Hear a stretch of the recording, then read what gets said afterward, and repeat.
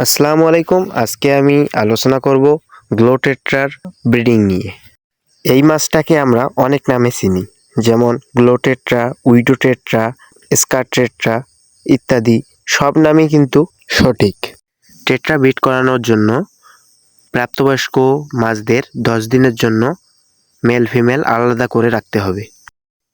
সর্বনিম্ন 10 দিন রাখতে হবে, এর থেকে বেশি রাখতে পারেন, সমস্যা নেই। আমারগুলো 10 দিনেরও বেশি হয়েছে। দেখতে পাচ্ছেন মাছগুলোর পেটে পর্যাপ্ত ডিম এসে গেছে। এরা কিন্তু ফুল লোড।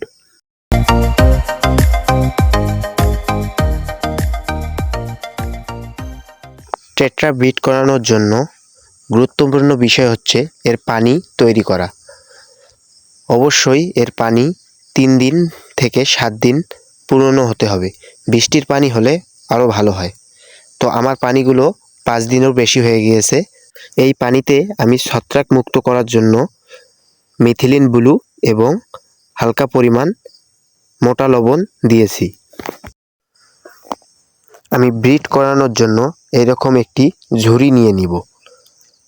অবশ্যই ঝুড়ির নিচে পর্যাপ্ত ফুটো থাকতে হবে, যেন মাছের ডিম ঝুড়িতে লেগে না থাকে। এখন আমি লোড ফিমেলগুলোকে ব্রিড বক্সে দিয়ে দেব খুব সাবধানে।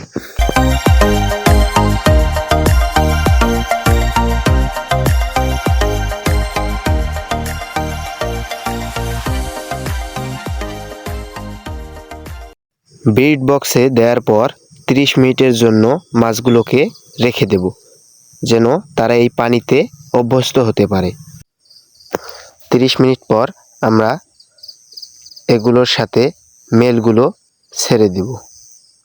তো 30 মিনিটের জন্য এগুলোকে একাই রেখে দিই।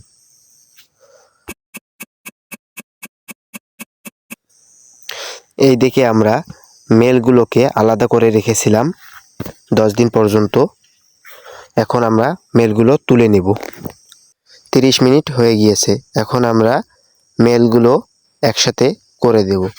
ব্রিড করানোর সময় একটি ফিমেলের সাথে 2টি মেল দিলে বাচ্চা জার্মিনেশন রেট বাড়ে। আমার কাছে পর্যাপ্ত মেল না থাকায় আমি 10টার সাথে 10টি দিয়ে দিলাম। এতে কোনো সমস্যা হবে না, শুধু ডিম জার্মিনেশন রেট কমে যেতে পারে। তো অবশ্যই আপনারা ব্রিড করানোর সময় একটার সাথে 2টা দেওয়ার চেষ্টা করবেন, মানে একটা ফিমেলের সাথে 2টা মেল।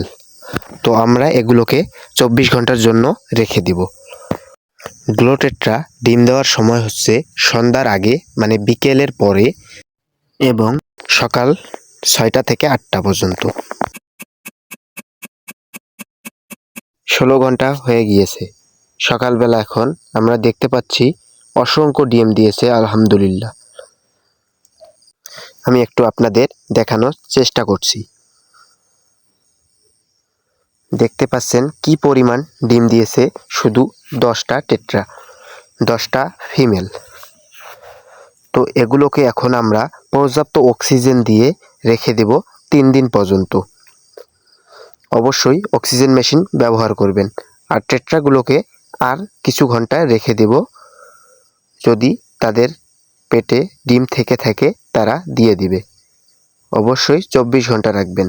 24 ঘন্টা পর টেট্রা আলাদা করে দিবেন আর অক্সিজেন মেশিন চালিয়ে রাখবেন।